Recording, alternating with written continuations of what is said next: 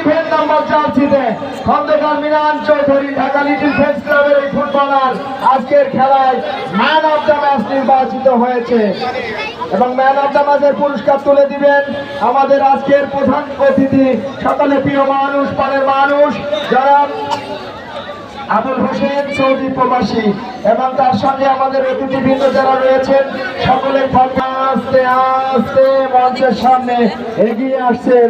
মানিকগঞ্জের বানিয়াজুড়ির এই তারকা যুবরাজ, তিনি কিন্তু আজকে ম্যান অফ দ্য ম্যাচ নির্বাচিত হয়েছেন।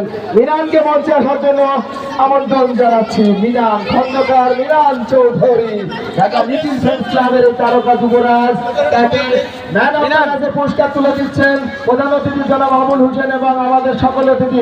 জোরে একটা করতালি খন্দকার মিনান চৌধুরীর জন্য।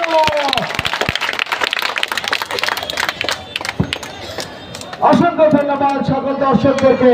আজকে শুরু থেকেই আমাদেরকে তারা বিভিন্ন ভাবে সহযোগিতা করেছেন এবং ফুটবলের পানি হলো দর্শক। আজকে আপনি ম্যান অফ দ্য ম্যাচ হয়েছেন, আপনার অনুভূতিটা কি?